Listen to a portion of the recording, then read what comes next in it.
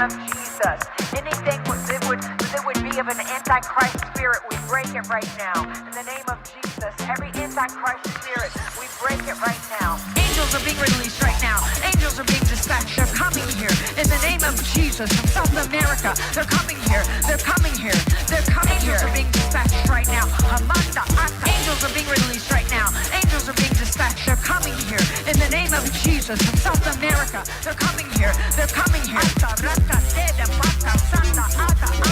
Strike and strike and strike and strike and strike and strike and strike and strike and strike and strike until you have victory. For every enemy that is aligned against you, let there be that we would. Angels are being released right now. Angels are being dispatched. They're coming here. In the name of Jesus from South America, they're coming here. They're coming here. They're coming here. Angels are being dispatched right now. Amanda, I hear a sound of victory. I hear a sound of an abundance of rain. I hear a sound of victory. The Lord says it is done. The Lord says it is done. I hear victory, victory, victory, victory in the corridors of heaven. In the corridors of heaven, victory, victory, victory, victory, victory, victory, victory. Today, I'm pleased to make a truly historic announcement in our battle against the China virus that will save countless lives.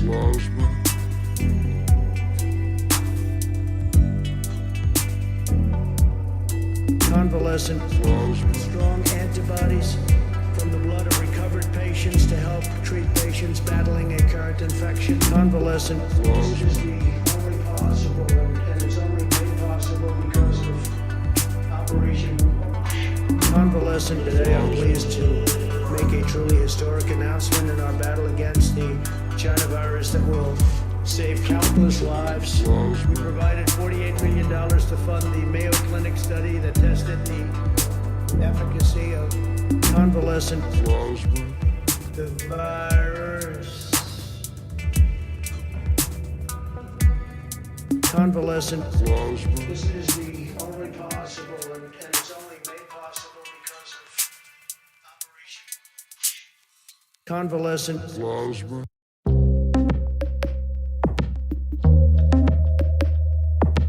I have with me David Pakman. He is a progressive host and executive producer of the nationally syndicated radio and TV program, The David Pakman Show. And I wanted to talk to David Pakman. He is a beta male. David Pakman. He is a beta male. The beta male. David Pakman. He is a beta male. David Pakman. He is a beta male. The beta male.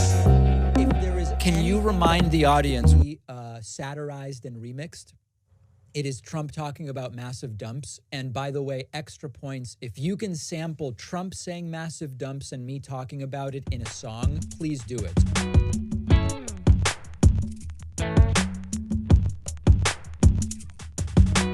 Dumps. Big massive dumps. Dumps. Big massive dumps.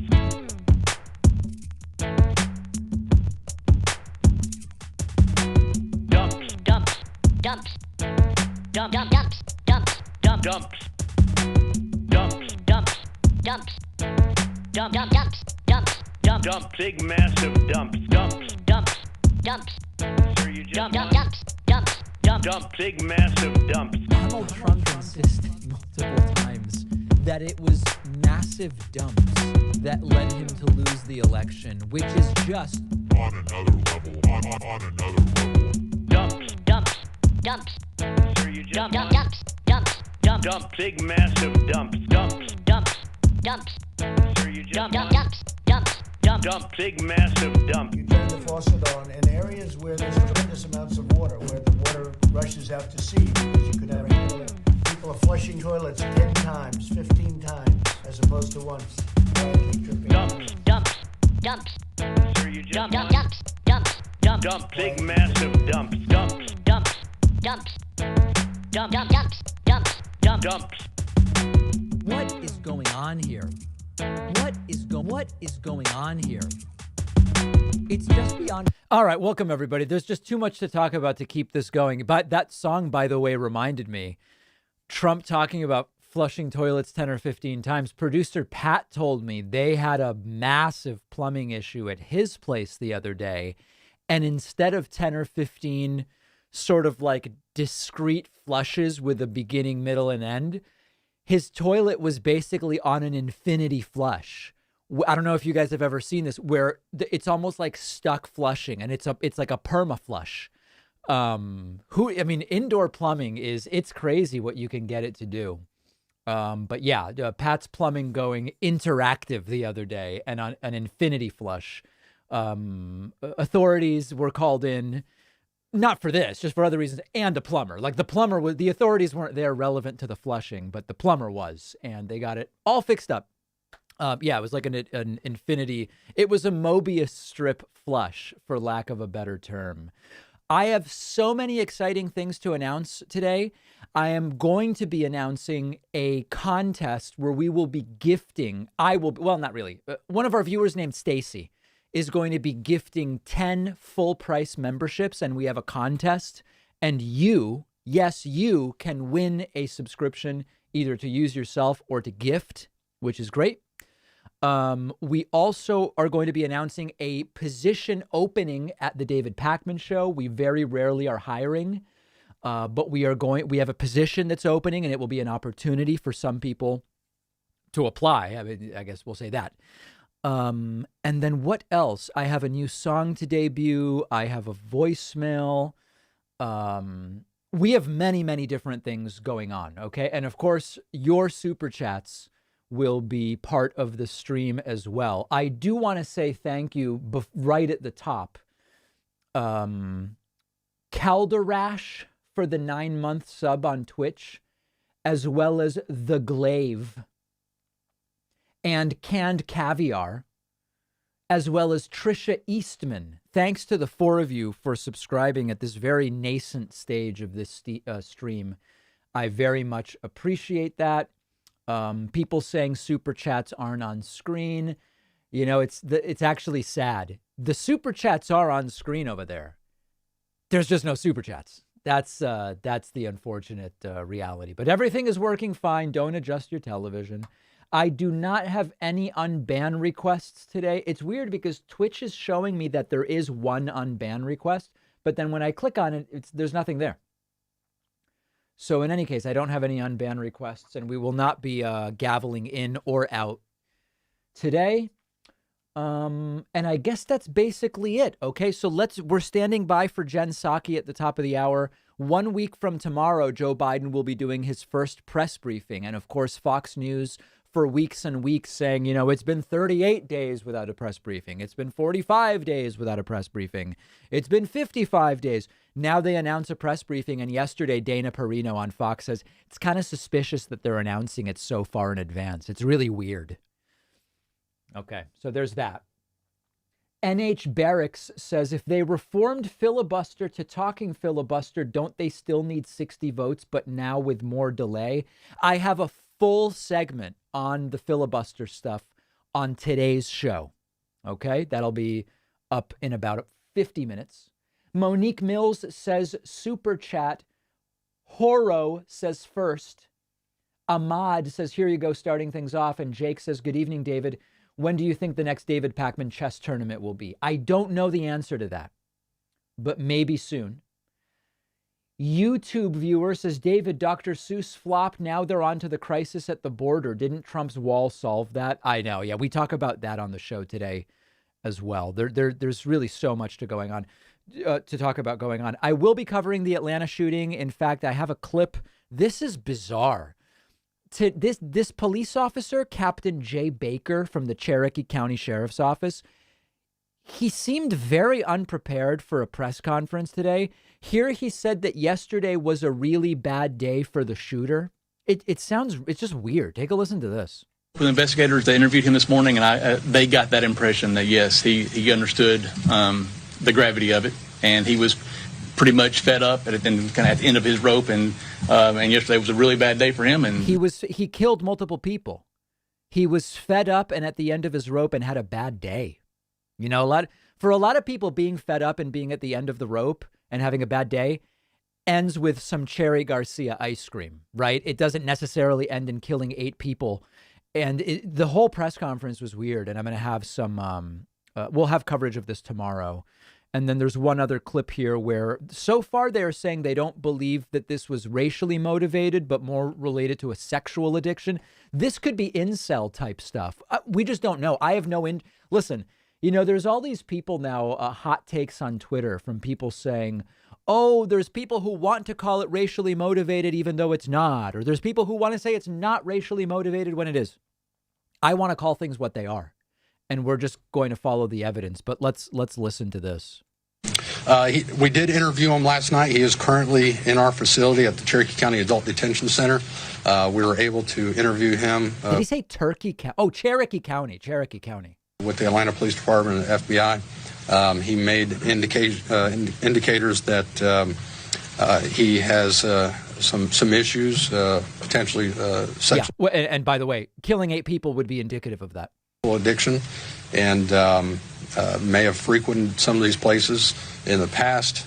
But as the chief indicated, it's still early on. We still have a lot of things to process, and so he should be at an arraignment tomorrow at some time early morning to late morning, and we will keep you up to date. We have a press release that Captain Baker has put together, available to our media folks. If you don't have that, I think we have some printed copies that he'll be happy to give to you. I'm happy to answer any questions that you may have at the moment. So are you saying, when you talk to the suspect, he says he has a sexual addiction issue, but I'm sure you asked him, was this racially motivated? Was this racially motivated? As the chief indicated, it's still early, but the indicators right now are it may not be. It may be targeted. Listen, you know, people are getting all bent out of shape. Now, eventually, you know, sometimes when it's a lone white guy, it's a lone wolf mental illness and it has nothing to do with race or whatever, and it's BS, right? We'll call it out if that's the case, but there's no advantage to getting ahead of ourselves. Let's just wait to get more information. It could be any of a number of different things. Let's just wait. I don't know what we gain by saying it was racially motivated because some of the victims were Asian before we know that to be the case. All the stuff applies. We know that the handling of the white guy shooters tends to be different than the non-white shooter. Like, I know all that stuff, but let's just get the information and then we'll talk about it as it is. All right. So there is that. That's the latest on the shooter as we stand by for Jen Psaki here. A few other super chats. David, what are your thoughts on nationalizing railroads? Also, hopefully all this talk about high-speed rail leads to some meaningful funding for trains and transit. Yeah, I am not definitive on nationalizing railroads or not, but consider that Amtrak is heavily subsidized by the government. So the question would be, what would we be looking to achieve by changing the paradigm? Are you worried about 22-24 with Republican, anti-democratic, autocratic backslide voter suppression? Yes, and we have a clip about the voter suppression.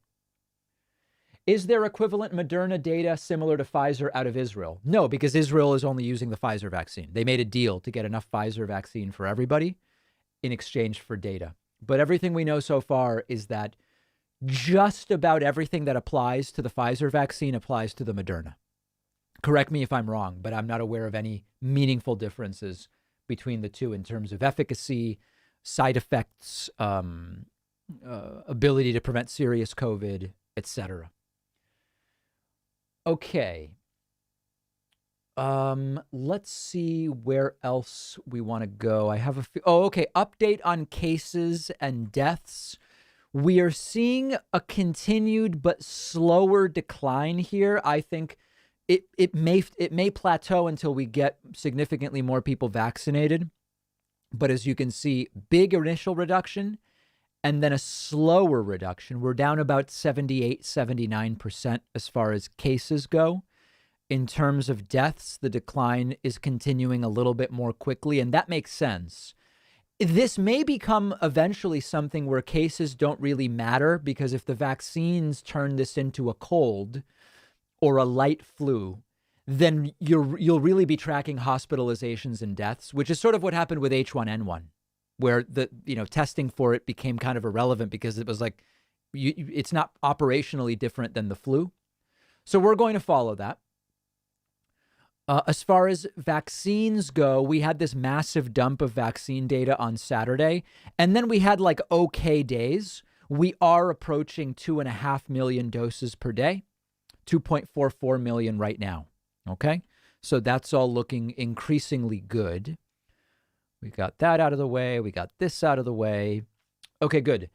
I have one new song to debut for you guys. It is based off of oh wait, is this what is this? This may not even work. Huh. Something I might have a corrupted file here. Hold on a second. I'll tell you one thing, boy. Trump is more man than you'll ever be. Trump is more American than you'll ever be. So it's based off of that one. This is a new submission. This is a really good one. Is that new original theme music? Oh my God, that's the Eggman out of nowhere. I don't even know where that came from. That was so weird. I wasn't even trying to, I don't even know where, that's not even in my folder. Somehow the Eggman that was weird. Okay, this is the new song. This is by Zeit. It's a play off of Für Elise, the classical music piece. This is called Für David, featuring MC Haiku Hillbilly. Take a listen. This is a nice one.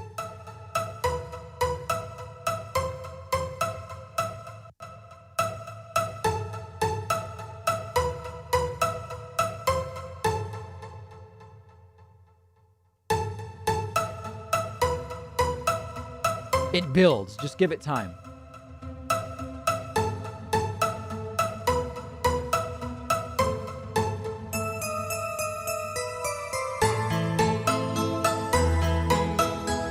This is high quality.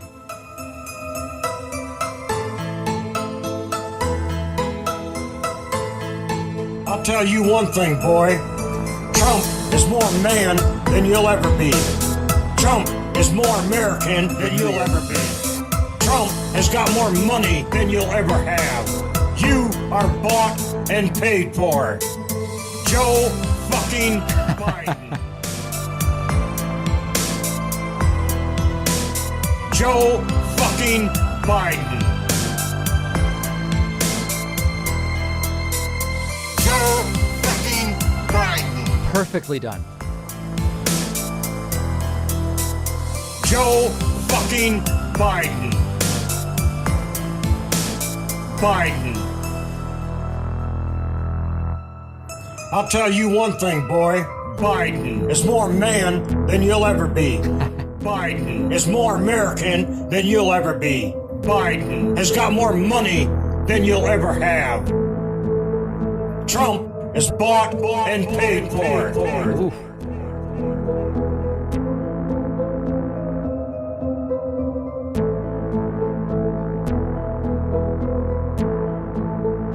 Joe fucking Biden. So that's by Zeit. That's called Für David featuring MC Haiku Hillbilly. Really strong. Really, really strong submission, guys. So I appreciate that one from Zeit. Okay. And a few other people I want to thank. Decoys has subscribed with Twitch Prime. Short Brief has subscribed. And, oh, that's it. Okay. Those are subscribers 5 and 6 today. Super chats. Edward Tyler says, hey, you think maybe callers like this guy could be a bot that's set up for hate calls? No, I think it's a real guy. I think it's a real guy. Daratan says, McConaughey is starting a YouTube account with somewhat of a political theme. Is it an opportunity for the David Pakman Show to get a lead on any Texas governor moves? Maybe. Maybe. Travis Alex says, you said on Twitter you never heard of curry ketchup. No, I never said that. I've had curry ketchup. I couldn't be more familiar with curry ketchup. What is your political stance on spicy jalapeno ketchup? That I've never heard of. Sam says, David, have you heard, thanks for all your work. Have you ever made your own peanut butter, crunchy or smooth? I have never made my own peanut butter before. Nope, I have not. I do have one other voicemail here. This is the latest voicemail from the manic moderate, Bob in Lakeland, Florida. Yeah, this is Bob down here in Lakeland, Florida, down here with my wife, Rebecca, here. And I tell you what now, that my pillow guy, the guy sells them overpriced pillows, and overpriced pillows and stuff. And he says he's going to start a social media company. He's going to put Facebook and Twitter out of business. Yeah, buddy. Uh-huh. Yeah, I'm telling you. Then that ding-dong down in Texas says he's going to sue Twitter. Sue Twitter for putting Power out of business. That's a good one. Yeah, buddy, I'm in the loop here. I got all my internet, got InfoWars, got all the good stuff. I can read all the good stuff, and I ain't being censored by face. I ain't sitting around crying about Facebook, Twitter, and YouTube. Fair. I don't use the damn things, Right. So there's the manic moderate, also known as Yeah Buddy, and known as Bob from Florida. I do want to say thanks to Jeff Munson. Jeff Munson just did something we can all only aspire to. Jeff signed up at joinpacman.com and is new member number 7. Now, I have multiple concatenated, alert, concatenated membership-related messages today. Number 1, we, by popular demand, have a new unpublished coupon code on the website. The code is immoral21. You might say, David, I see better 21. No. Immoral21 is a secret unpublished code, and it's just a reminder that the coupon codes, while immoral, are not illegal. Okay? Immoral21 is the coupon code. Now, we also have a new member benefit. On our Discord, okay, here we go now, at davidpacman.com/Discord, there is a special designation for website members. If you're a website member and you want to be badged out on the Discord, okay, you contact any of the moderators and they will adjudicate and confirm your website membership, and you will be designated as such on the Discord. Really strong, really strong additional member benefit. Jabby Gats on Twitch saying you can contact Jabby Gats. They're lonely. So give them something to do. That's a good idea. Very nice. Okay, so that's an additional member benefit. Discord badging. And I also want to say thanks to Ryan Boyden for signing up at joinpacman.com, number 8. And then Astro Lycos has gifted 5 on Twitch alongside HLVE. That's 6. 8 plus 6 is 4. Carry the 1. 1 plus 0 is 1. Puts us at 14. Okay, so there's that. Now here we go. Announcement. I have 10 memberships to give away. If you already have a membership, you can still participate. Stacy wrote to me. Okay, not my assistant Stacy, different Stacy. Stacy with an IE instead of a Y. Stacy wrote to me and said, David, I want to do something for the show. I want to donate some memberships. Okay. Stacy has donated 10 full price, no immoral discount, no illegal discount, 10 full price memberships. We are going to give them away by having a new meme contest. And I know that we could make this really vague and just say, send me some image and I'll pick. No, we're going to go with something that has triggered a lot of discussion. Okay. If you follow me on Instagram, David.Pacman, you might have seen that yesterday I posted this picture. Okay. This is me with the mother load, a dozen Argentinian croissants. In Argentina, we call them medialunas. Look at some of these folks. Josh Campbell, former FBI agent who's on CNN. He wants me to mail him some of these, triggering just huge discussion. I don't know how many of you guys know SoCal Flying Monkey. He is an aviation guy who has a fantastic YouTube channel. His mom is Argentinian. Okay. Tyler Florence of the Great Food Truck Race fame liked this. The world is abuzz about these croissants medialunas. Okay. The contest will be with this as the meme format, replace what I'm holding. That's the whole thing. Okay. If you want to keep the boxes but change what's in the boxes, if you want to get rid of the boxes altogether and put something else in my hands, if you want to add funny stuff in the background, like I don't want to in any way influence what can be done here. This is the format. 10 people will get a free membership as a result of this. Now, if I just get 10, everybody gets a free membership. And then I'll show you guys the images on an upcoming stream. If we get 100, I will probably whittle it down to, I don't know, 30, 20 or 30 or something like that. And then we'll do some kind of voting or something like that. Okay. So this is the format. I think you can download pictures from Instagram. If you can't, like, I guess people could email me for the original picture, but my inbox is going to explode. I would say don't do that. Don't do that. I think this is bound to be really good. This is the meme format. I have 10 memberships to give away. And info@davidpakman.com is where you should send your completed images. Okay? I think that's everything. Have I explained everything? I know that even though I've been super clear, people will still write to me and say like, oh, I didn't understand this. I didn't understand that. It's just one image, one submission per person. Based on this, I have 10 memberships to give away. If I only get 10, everybody gets a membership. If I get 100, deadline, fair, deadline. I don't know, by this weekend. I'll do this early next week before we go on screen break. Screen break.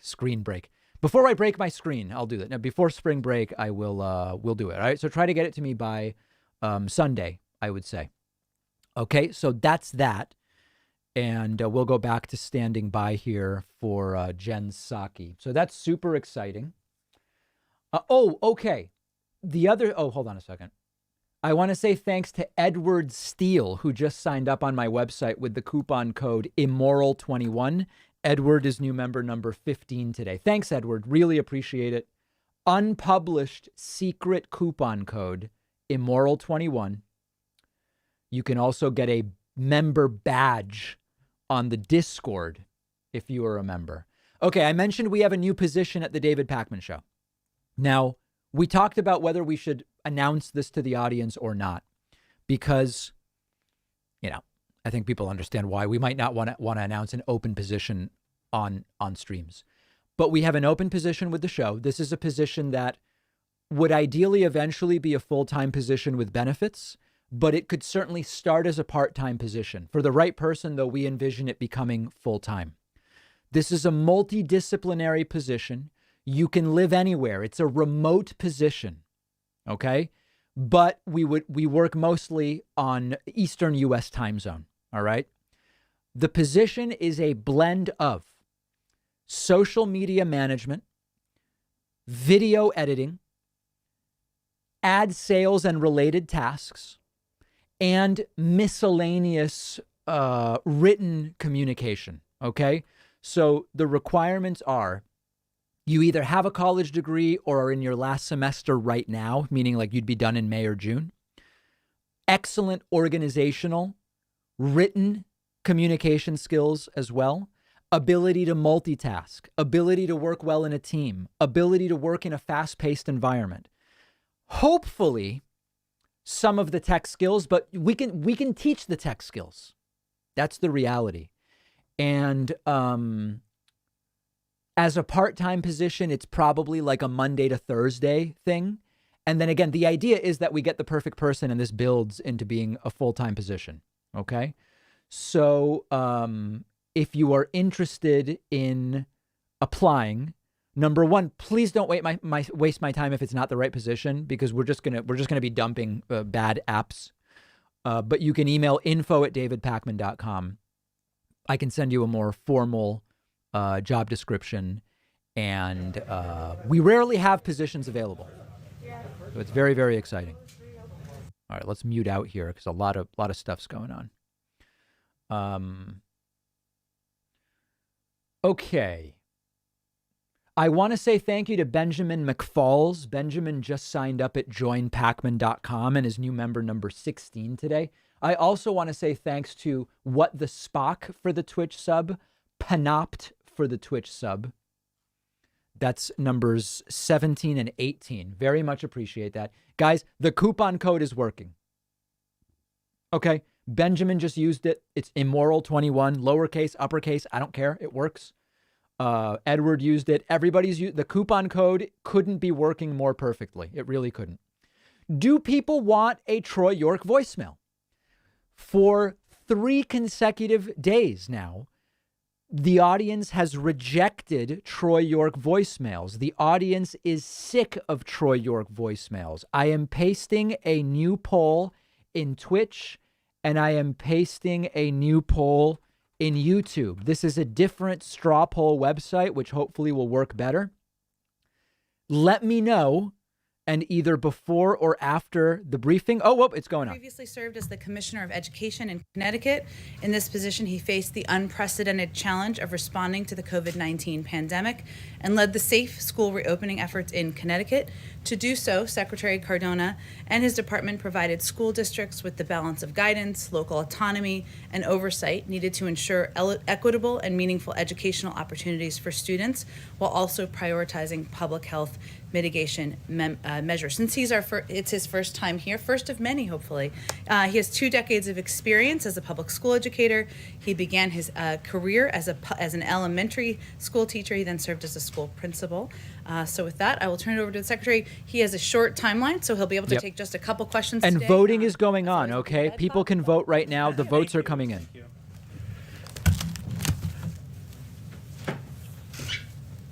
Good afternoon. Oh, strong facial hair, nicely trimmed. I'm Miguel Cardona. Wow. We're at a critically important time in our nation's history in education, and I'm honored to serve as the Secretary of Education. My goal, my priority right now is to safely reopen as many schools as possible, as quickly as possible. Right. And to do that, earlier today, I notified all 50 states, DC, and Puerto Rico of the amount of funds they'll be receiving from the American Rescue Plan, totaling nearly $122 billion to help them reopen safely and quickly. I'm also pleased to share that HHS is allocating an additional $10 billion for states to do screening and surveillance testing in schools to make sure we can not only open our schools, but keep them open.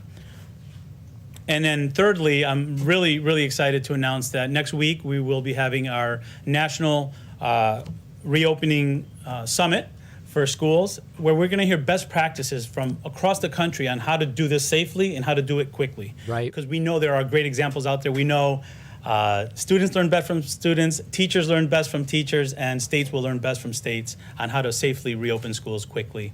I'm really excited that Dr. Jill Biden will be offering opening remarks, and not a medical doctor. Rochelle Walensky will also be. Fox will tell you. So I'm excited about that. You know, as a parent and as an educator, I know the value of in-person learning. And for those of you that are parents here, you know there's no substitute for in-person learning. So I'm excited to get to work, making sure we can safely reopen our schools as quickly as possible. I'll take any questions you have. Thank you. Okay, Darlene. Thank you, Mr. Secretary. Thank you for being here. You talked about the money that you informed states that... Let's go somewhere where we can see the people asking the questions. We always teachers want learn that. Best from teachers, and states will learn best from states on how to safely reopen schools quickly. I'm really excited that Dr. Jill Biden will be offering opening remarks, and Dr. This stream is a little behind, but it's typically better. So I'm excited about that. You know, as a parent and as an educator, I know the value of in-person learning. And for those of you that are parents here, you know there's no substitute for in-person learning. So I'm excited to get to work, making sure we can safely reopen our schools as quickly as possible. I'll take any questions you have. Thank you. Okay, Darlene. Thank you, Mr. Secretary. Thank you for being here. You talked about the money that you informed states that they're getting. How will you ensure that the money is actually spent for the things that schools need to reopen?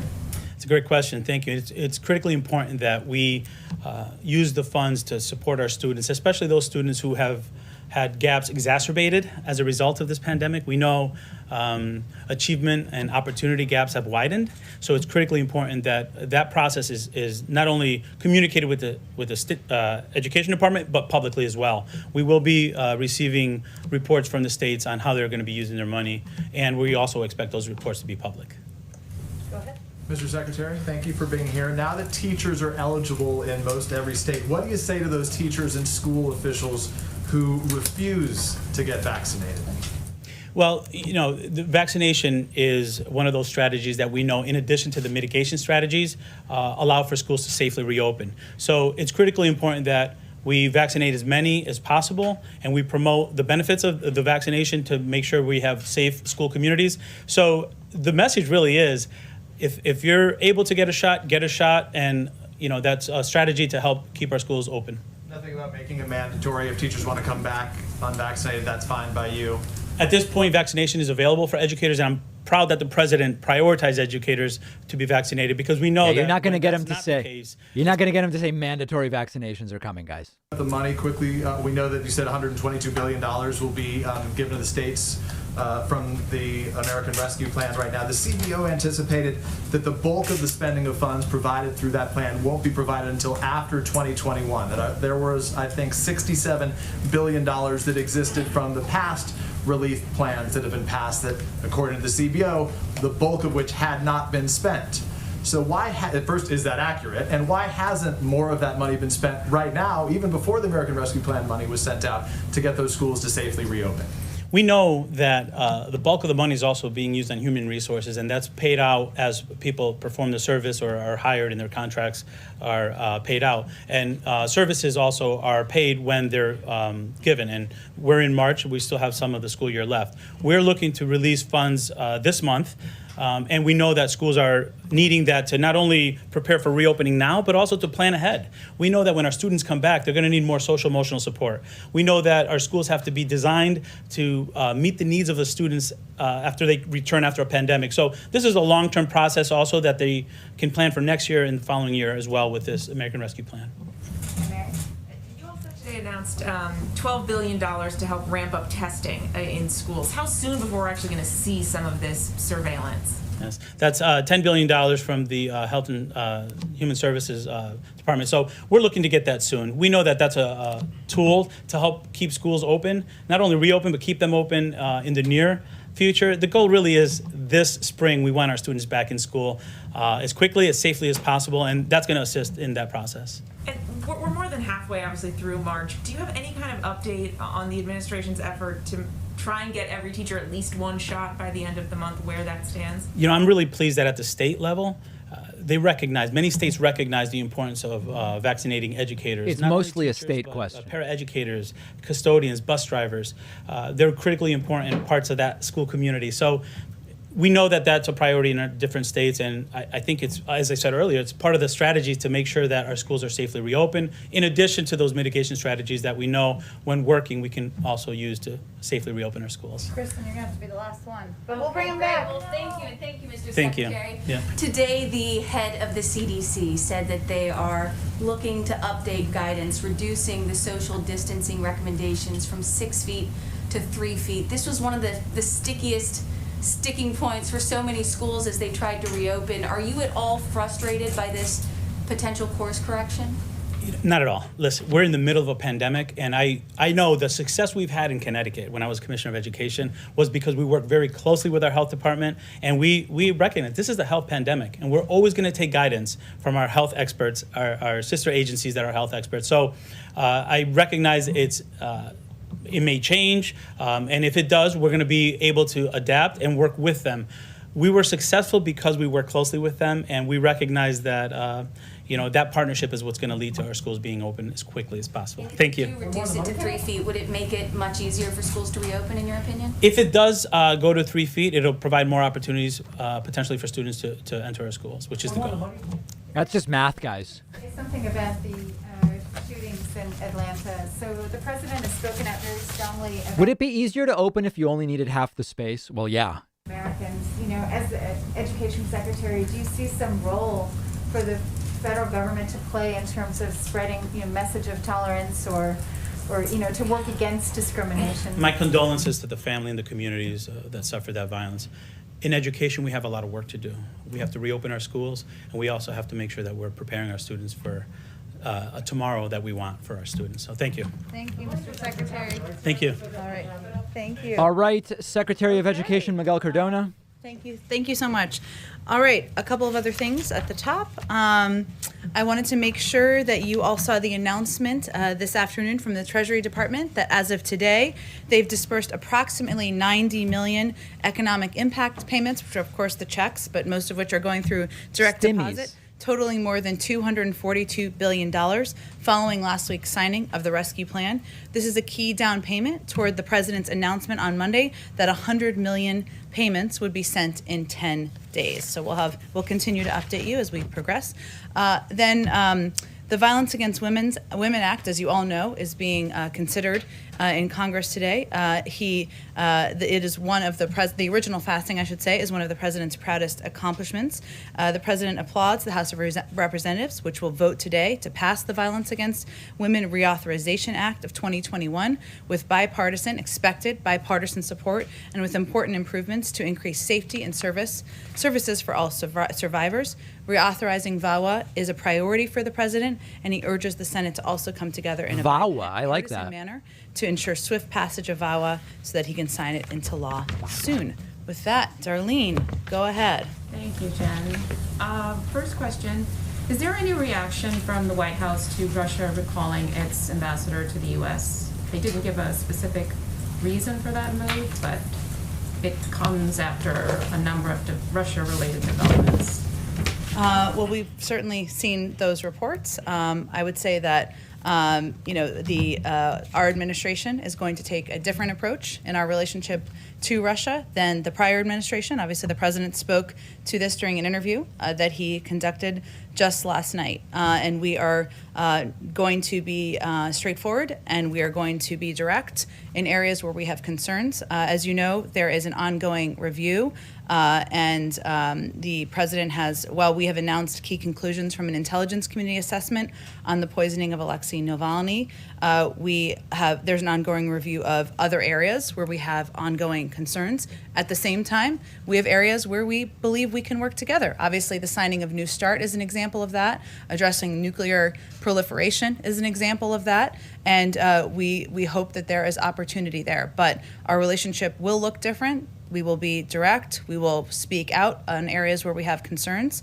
And it will certainly be, and as the president said last night, certainly the Russians will be held accountable for the actions that they have taken. We'll have more on that soon. And since you mentioned the interview last night, the president was asked whether the vice president is the last person in the room with him before decisions, and he responded that most of the time, yes, as a practical matter, yeah, she is. Then he went on to say, for the full context of the interview, that she's traveling around the country and referenced the fact that she yesterday was in Denver, Colorado, the day before was in Las Vegas, Nevada, that she has been out there working her heart out, communicating with the American people. So obviously when she's on the road, she's not the person always last in the room by practicality, but otherwise she certainly is. Thanks. Go ahead. A question about the situation on the border. It's now been 3 weeks since I think in this room you were first asked about getting us some press access. Why have we still not seen any images inside these facilities? We remain committed to doing that, and I think these facilities are overseen. HHS, of course, oversees the shelters. The DHS oversees the Border Patrol facilities, and we want to work with them to ensure we can do it, respecting the privacy and obviously the health protocols required by COVID. But even given COVID protocols and obviously privacy concerns, even you all haven't released any images that you obviously could redact if you wanted to. Again, we remain committed to sharing with all of you data on the number of kids crossing the border, the steps we're taking, the work we're doing to open up facilities, our own bar we're setting for ourselves, and improving and expediting the timeline and the treatment of these children. And we remain committed to transparency. I don't have an update for you on the timeline for access, but it's certainly something we support. On this, we're hearing from border agents that they're frustrated that they can't show us what's actually happening along the border. They can't do ride-alongs. They can't answer questions about what's happening inside. It certainly seems like there's an element of secrecy here. Why? I certainly wouldn't characterize it that way. I know there's Border Patrol agents quoted in a lot of your stories and you speak to frequently, and that's something we support. It's obviously there's a long tradition of coordinating with Department of Homeland Security, but if our policy is keeping people quiet. We are not successful, and it is not our policy to prevent people from talking. And just on one other topic, I'm wondering if you can explain a little bit the IRS's decision to delay the tax filing deadline by a month. What's the hope of the impact of this? Sure, I know we've seen some of those reports. I don't believe it's been confirmed or finalized quite yet. So I will let the IRS make their final decisions, and then if that is what moves forward, we're happy to speak to it. Go ahead. I hadn't heard about that. And I just kind of want to pick up on Mary's questioning over there. Is the White House or DHS instructing border agents to refuse ride-along requests from reporters? Because that's what a lot of our folks on the ground are hearing. Again, I think we've seen, watching a number of the reports you all do, a number of Border Patrol officials who are quoted in them, who are appear in them, and certainly from the White House, we support that. It's coordinated through the Department of Homeland Security, and I'd point you to them for any additional questions about the logistics of press access. But our reporters used to be able to get ride-alongs during the Trump administration, and you all came in and promised to be the most truthful and transparent administration, and you all, oversee the Department of Homeland Security. So if you all wanted to grant access to the press, couldn't you just tell DHS to do it? Again, we fully support transparency, and I would encourage you to talk to the Department of Homeland Security about any requests you have. She needs better preparation for answering this, because it's like they could just say give them access. Go ahead. Question. And one of the biggest criticisms of the Trump administration's Remain in Mexico policy was that it overwhelmed all these border towns in Mexico and created pretty dangerous living conditions for these migrants. And so now you have the exact same thing happening. Even though you all have rescinded that policy, these border towns are overwhelmed, and the president is saying do not come. So how is the situation on the ground in Mexico any different? Well, the situation on the ground is certainly challenging, in part because we inherited a dismantled system that wasn't prepared for processing asylum requests, that had left in place the Remain in Mexico program, where people were in a camp that was did not have the conditions that we felt. But there are new camps popping up. Well, I think what I'm conveying to you is that we are less than 60 days, about 60 days in. We are working to repair what has been an unprepared and dismantled system. This continues to be the weakest topic for Jen Psaki.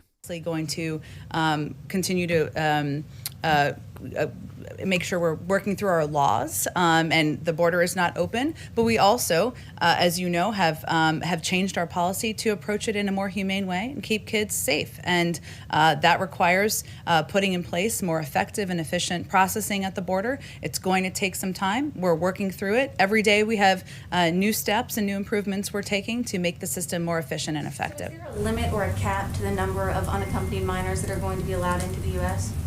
A limit or a cap? Should we send some kids who are 10 back at a certain point? Is that what you're asking me? I'm not setting the policy here. I'm just asking you what the Biden administration's policy is. Is there a limit to the number of children that will be allowed in? I mean, the numbers we're hearing now, 565 on average every day. I'm just curious what the end game is here. How many ultimately would be allowed in? Well, I think where we are is we're focused on some of the very specific numbers. So when we came into office, there existed about 13,000 permanent beds in HHS or permanent and influx shelter system facilities during the last administration. Thousands of these beds, approximately half, were taken offline due to COVID. Staffing was also reduced to put it on par with the new reduced capacity. This was sufficient for the prior administration. This is how we got here, because they were expelling children in addition to families and single adults. We decided, as you all know, that we will be more humane about how we approach this. There wasn't operational capacity built. The prior administration also did not consider that there were other mitigation efforts like masking, improved ventilation, cohorting, and other measures that would contain the spread of COVID. There's now revised CDC guidance, which means there's greater capacity in these facilities where we can expedite getting children into them. We are taking steps to ensure that when kids come to the border, we look and see if they have a phone number in their pocket so we can call the family member and get them to those family members as quickly as possible. These are the steps that we're taking at this point in time. Our policy continues to be, we're not going to send a 10-year-old back across the border. That was the policy of the last administration. That's not our policy here. Go ahead.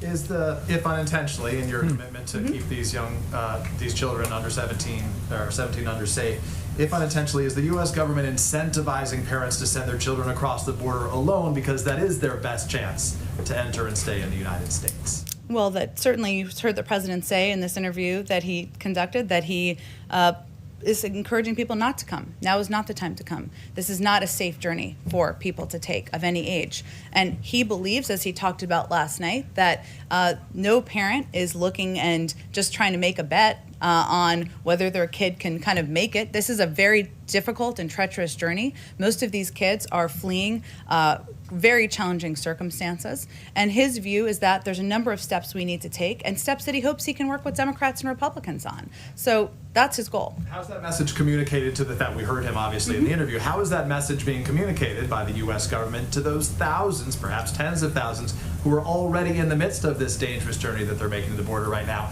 and they are not receiving that message? The thousands of children or the thousands of families? Children, families, adults, all of them, all the in-between that our teams from Telemundo and other reporters on the ground are meeting.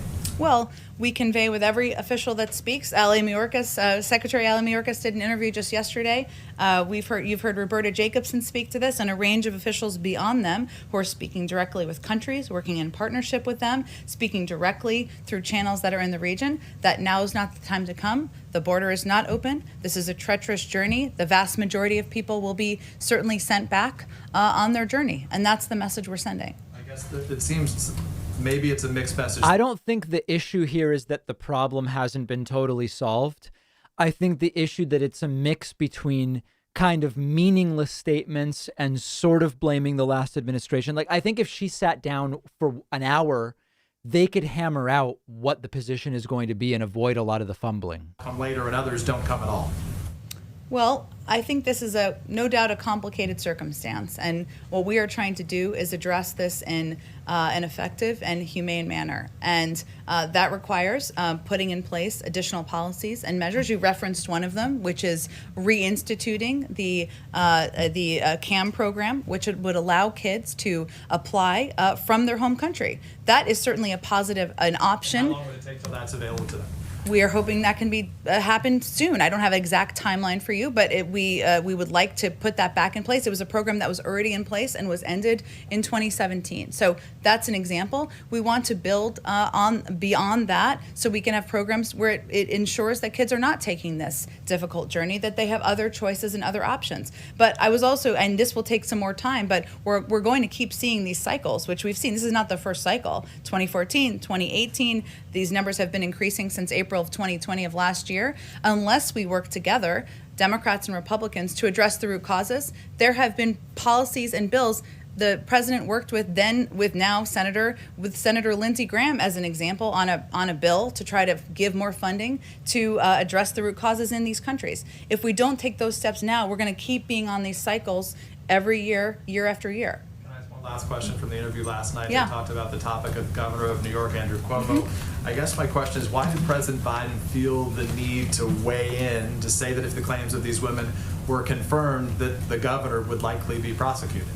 Well, the president respects the role of law enforcement and the justice system, as we often state from here, and as he has often stated. He was asked a specific question about what should happen if the investigation confirms the claims of the women, and he answered that question.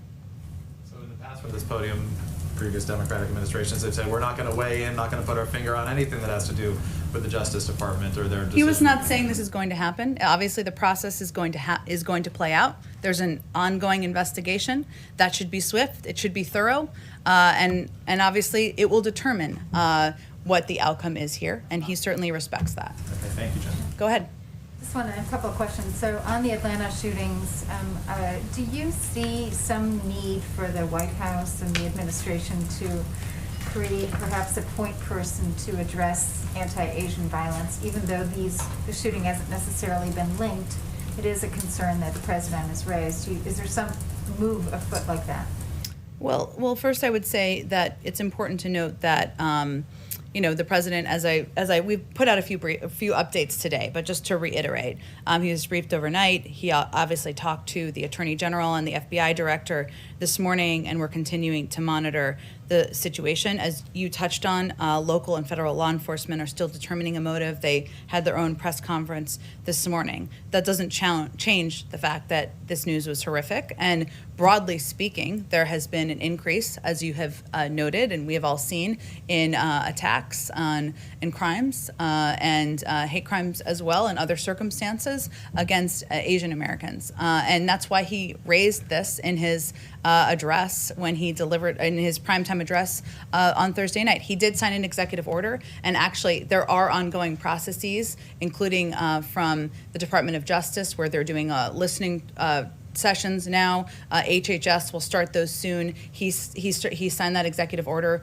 within the early part of his administration, and he's also asked Susan Rice and Cedric Richmond to do listening sessions as well, so that we can hear from the community and determine how that should impact policies moving forward.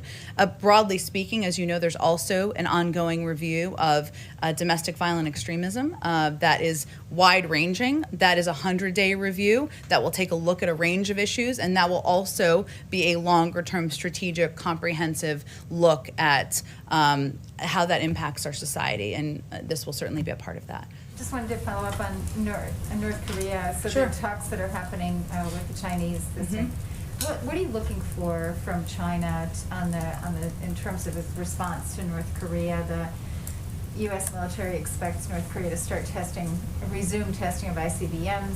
What would that mean for your review of those policies? I don't think we're going to get ahead of their testing. If they are testing, if they decide to test, I will say that part of our strategy as it relates to the denuclearization of North Korea is, of course, to lead with diplomacy and engagement with partners in the regions, even some where we have at times adversarial relationships, is a key part of that strategy. And so the Secretary of State, the Secretary of Defense were also just recently in South Korea, a meeting with also with the Japanese. They are key partners as we discuss security in the region, and certainly the threats from North Korea are part of that. And obviously that will be part of the discussion with the Chinese. But the strategy is to coordinate and discuss with partners in the region so that we can determine what the path forward looks like. And then finally on Mexico, since we're talking about the border, but Mexico and Canada are also looking for doses of vaccines. There's some reporting out saying that those would be at the top of the list. Can you confirm those reports? Can you say, there's a growing demand? I keep asking this question, it's like there's so much demand out there, and the level of vaccination is so disparate in the advanced economies and in developing countries, but also in neighboring countries like Canada and Mexico. Can you just say what your strategy is to get vaccines out to the rest of the world so that there aren't, increases in variants and all the other negative, consequences of not getting the pandemic under control? Sure. Well, Andrea, our first strategy is, of course, to ensure the American people are vaccinated, and 1,400 people a day are still dying in the United States of America. And so we are still in the midst of fighting a war against. Yeah, I think there's some element of like, why aren't you sending enough vaccines elsewhere yet? That's like every country's going to first try to vaccinate its own people. I can't think of any country that wouldn't. Because of operational capacity than virtually any other country in the world. And we also want to be, the president wants to be, we all want to be contributing members of the global community and getting the pandemic under control. Any decision we make about requests, and we have them from around the world, as you well know, and are tracking, will ensure that we're able to still quickly vaccinate the American people, as that remains our top priority. We have received requests from both Mexico and Canada and are considering those requests carefully, but I don't have any update for you on whether they will be granted and a timeline for that. Go ahead. Thank you, Tim. Following up on Darlene's question about the Russians who are clearly very upset. Yeah. What did the president actually mean when he answered yes or something like that to, is President Putin a killer? Was he talking literally or was he talking metaphorically? I don't have anything more for you to provide analysis on that. That's a minefield. Extremely upset about it. So. He also repeated a story that he told in his own book about a conversation he had with President Putin, and as was evident in the readout we provided of the call the president had with President Putin, he does not hold back on his concerns about what we see as malign and problematic actions, whether it is engagement in the 2020 intervention in the 2020 election interference, a report obviously released just yesterday, their involvement in the poisoning of Alexei Navalny, ongoing reviews that are related to bounties on troops, and of course the SolarWinds hack. So he's not going to hold back in his direct communications, nor is he going to hold back publicly. And we have still found ways to work together on areas where we have mutual interests, including the extension of New START by 5 years. So A New START, yeah. That's diplomacy in action there. Go ahead. Sorry, one more, if Yeah. you don't mind, yeah. From moving from Russia to China. So while Secretaries Blinken and Austin are out in Asia, there's an elephant in the room, which would be the growing talk about China having designs on Taiwan. Is the US publicly committed to defending Taiwan, come what may? I don't think I have anything new on our policy as it relates to Taiwan for you today. Obviously, there are a range of topics, including Taiwan, that will be discussed in these conversations in Anchorage that are happening over the next 2 days, if I'm getting the time frame correct. And I'm sure the Secretary of State and the National Security Advisor will come out and engage with the press when those meetings conclude. Go ahead. Thanks, Jen. Back to that DNI report. There's an assessment in there that Moscow will continue to try to influence U.S. elections, and it said the reason is that the Kremlin has concluded that it's a manageable risk. And so I'm wondering, I anticipate that you're cooking up some sanctions down the road, and we've got a review and whatnot, and we've heard some sharp language from the president. But it seems like Moscow has concluded that they can handle that, and so why wouldn't they continue? Yeah, I mean, we do the same thing in lots of places too. Well, first, the president's relationship and this administration's relationship with the Russians will be very different from what we've seen over the last 4 years, and we've already seen evidence of that from his first phone call with President Putin. President Biden has been clear that the United States will also respond to a number of destabilizing Russian actions. And as you know, and as we've already talked about, we have requested new or declassified intelligence community assessments in 4 such areas and plan to respond to each of them in the coming weeks. Those are ongoing. I would say that the Russians have intervened or attempted to intervene in elections for many years. I mean, long before 2016. We certainly are very eyes wide open about that and fully aware of that. But they're going to pay a price, as the president conveyed last night. We are not going to look the other way, as we saw a bit over the last 4 years, and we will continue to press them on their actions. And there's some language in that report. It said proxies for President Putin have undergone a disinformation underwent a disinformation campaign, in particular alleging or pushing out disinformation of corruption of President Biden, and also the report specifically mentions his son. So what is his reaction to Putin and his proxies going after him personally? That was not our first awareness of that. I think we all saw that play out in public.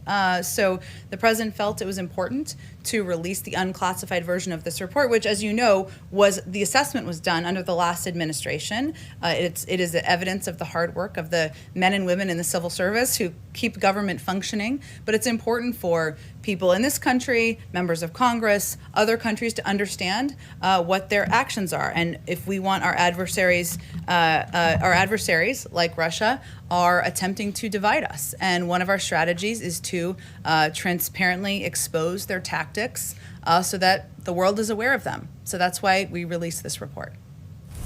Go ahead. On the president's interview, he said on taxes that anybody making more than $400,000 will see a small to a significant tax increase. To clarify, did he mean individuals or households? Because it wasn't very clear. And Secretary Yellen, I think, has referred to households before. Families. Yeah. Okay, not individuals. Oh, go ahead. On schools. That is quite different. I mean, there's a big difference between taxes will only go up on individuals making $400K versus on households where it could be 200 and 200 or 250 and 150. It's different. That's actually a significant difference. Go ahead. Oh, go ahead. I'm very drawn to the green. I'm sorry. Go ahead. And the red and the green, go ahead. The president president said in the Oval Office he didn't, I'm going back to Atlanta, and then I want to ask you another question on the border, but the president said in the Oval Office he didn't want to make a connection on the motivation of the shooter in Atlanta. But to broaden it out, why does the president think attacks on Asian Americans are increasing in this country? Why does he think that's happening? Well, he wanted to be very clear because there's an ongoing FBI investigation, right? And he didn't want to attribute motive. There are law enforcement authorities who do that, and it's important to note when the investigation is concluded or not. So that was a bar he was working to respect there. I think there's no question that some of the damaging rhetoric that we saw during the prior administration, blaming, calling COVID, the Wuhan virus or other things, led to, perceptions of the Asian American community that are inaccurate, unfair, have raised, threatening, has elevated threats against Asian Americans, and we're seeing that around the country. That's why even before the horrific events of last night, he felt it was important to raise this issue, elevate it during his first primetime address, why he signed the executive order earlier in his presidency, and he will continue to look for ways to elevate and talk about this issue moving forward. The president said yesterday he does not have plans to visit the border. Why not? Because his focus is on action and taking actions and moving forward policies to ensure. Why isn't the president interested in a meaningless photo op where you don't actually get policy done? Putting in place policies that will move kids more quickly through the Border Patrol facilities, more quickly into safe and secure homes, and that's where his focus is. He doesn't want to get a first-hand look down there himself and talk to officials there. How is he getting updates? He talks to plenty of officials, and he also has received a briefing with photos and directly from his team who went and visited the border and went to a range of facilities. How frequently is he getting updates on some of the numbers of people who are being taken in, and how frequently is he talking to officials that are down there who are getting that first-hand look? Well, he's getting updates. I mean, sometimes it's a part of his PDB. He gets updates regularly. I mean, several times a week. It's an issue that is front and center for him. And certainly he's asking questions in a range of meetings with senior officials about progress that's made, about systems that he thinks should be unstuck, about looking for more creative ideas to help ensure these kids are treated, they are put into safe places, and that the work is expedited at the border. Go ahead. Jen, there's a report out that the president personally opposes the reopening of the Homestead Detention Center in Florida. Does he have a personal view on it, or is he just deferring to HHS? HHS is in charge of looking at facilities and which ones are going to be the most appropriate and effective ones to reopen, and he certainly defers to them on decisions that are made on that front. Because this has been a controversial, and I don't need to tell you this, facility in the past. So he doesn't have a particular position on it. It's still on the table that it could reopen? There hasn't been a decision. HHS would be the ones making a decision. I don't have anything more about the president's personal point of view about specific facilities. Just on the president's remarks on taxes last night. Two things. One, when might we expect a major push on this? And two, what does small to significant mean? It depends on how much money you make. Are you a billionaire? Then you may pay more in taxes than someone making, family making $425. There's going to be a range in any tax proposal. He talked about this on the campaign trail, and he talked about it during this interview last night, in part because it's on his mind about how to ensure people are paying their fair share, and that we are looking for revenue funds to continue to build back better. But I don't have a timeline for you on when you'll hear more. It's just something that he has long had a commitment to, and I expect in the coming months, or sooner than that, you'll hear more about his next stages of his agenda, but this is certainly part of what's on his mind and what he would like to work with Congress on. Go ahead. Yeah, in the ABC interview, the president said that democracy is having a hard time functioning. Can you clarify, was he just talking there about the Senate and the filibuster, or is it a broader concern? He was asked in that frame, and asked in the frame of how to get work done how to move forward the agenda for the American people. And the president's an optimist. He is a person who believes that there is a lot of opportunity for Democrats and Republicans to work together, that there is a history of support for some of his major priorities, whether it's infrastructure or solving cancer,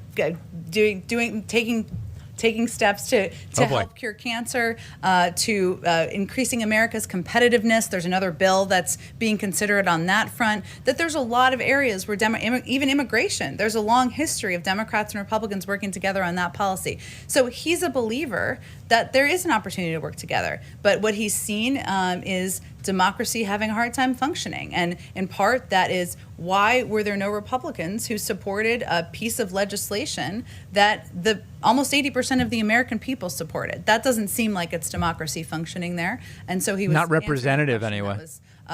About the filibuster, but more broadly speaking about what he's seeing. And one other thing, because we're required to have an Irish question today. Sure. In talking to the Taoiseach, did he make any commitment as far as once presidential travel resumes to a trip there? I know in his heart he would really like to go, and I'm going to go on that trip. So I'm not aware of any specific timeline for travel or anything along those lines that was made. I'm happy to check for you.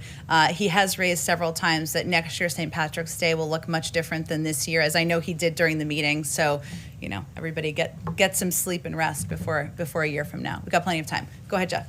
He said he's briefed with photos. Has he asked for or been shown these photos of inside the facilities where some of the children are being held for 3 days? Yes, that was part of the briefing he received when his team came back. And he approves of what he saw. It didn't look too uncomfortable. I know the media are trying to get in there to get their own pictures. It looks okay to him? I certainly did not say that. This is the Border Patrol facilities are not facilities made for children. He is committed to expediting the processing at the border. One of the reasons he wanted a briefing from people who have been in there is so he can see himself what it looks like. And he has redoubled, he was already committed before this, his efforts to ensure we limit it to 3 days and that we move kids as quickly as possible into these shelter facilities where they can have access to health, to medical experts, to educational experts, to legal advice, and even beyond that, one of the practical steps that he's really pushed the team on is how many of these kids, when they come across the border, have a phone number in their pocket, and can we embed HHS and ORR in the system, in the process, so that they can call that number and see if that can be a vetted family member to get these kids connected to quickly. So he wanted all the specific details. He got that briefing, which I talked about a bit in here about a week and a half or 2 weeks ago. I can't remember the timeline. And since then, we've put in place a number of steps to expedite the process, to look for additional facilities, and to look for ways to improve the very challenging situation at the border. Let me just go to make sure I get to everyone. Linda, go ahead. Sure, hi. Thanks, Jen. One from me and then one from, I'm the pool reporter, so I have one from another outlet. So my question, actually, it was for Secretary Cardona, but I'll ask you. Sure. Is the Biden administration concerned about the number of families choosing alternatives to public education because of the pandemic? And does the administration have a plan to encourage them to return to public school?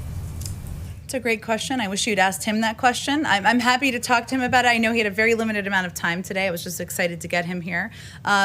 Look, I know that this past year has not looked for school. As a mother myself, my daughter did not start kindergarten this year, and I know a lot of people, had to make different choices, but I can talk to him more about what the plans are to encourage people to get back into the public school system, and obviously that's an important and vital part of communities across the country. Did you have a second question you wanted to? The other question from another outlet. So after today's meeting with the Irish Taoiseach, are there other international meetings on the President's agenda in coming weeks?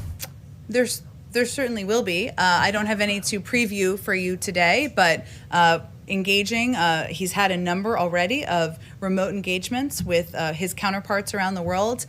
Foreign policy is one of his first loves, and so I certainly can convey to you that he will have more of those in the weeks ahead, and as they're scheduled and finalized, we'll share those details with you. Go ahead in the back. Yeah, on the COVID-19 vaccines, what does the president say to Americans who have ethical concerns about taking some of those vaccines? That it This is the Catholic guy. Their conscience. give me a little more information. Why would it violate their The contract? Johnson & Johnson one. Well- That one has ties to a connection to abortion-derived cell lines. So some people are worried that would violate their conscience, taking that. So the president would say what to that?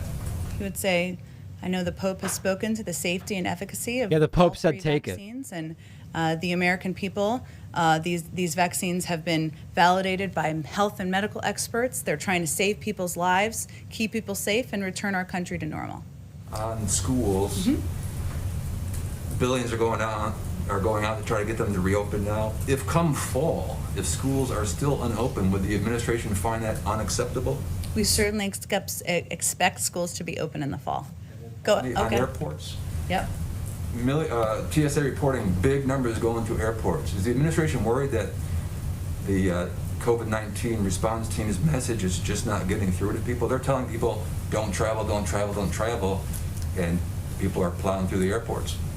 Well, we certainly have to reiterate, and our health and medical team are doing the same. It's not a political message. It's a message from our doctors that's just conveying the fact that the guidelines have not changed in terms of... That guy is really boring. It's like his questions they're not even interesting.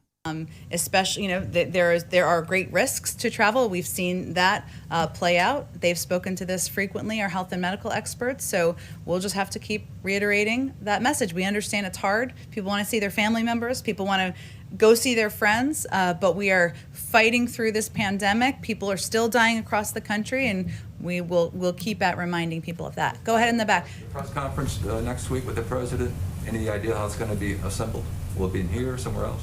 I don't think it will be in here because it would be very limited numbers in here. We are working to figure out where we can do it in the White House to ensure we have a greater number of people. I'll be covering it, and we will do that in a very transparent manner. So we're site looking at this point in time, and we'll have more updates for you soon. Go ahead in the back. First question from a colleague: is President Biden going to call the president of Ukraine, Zelensky, in the near future?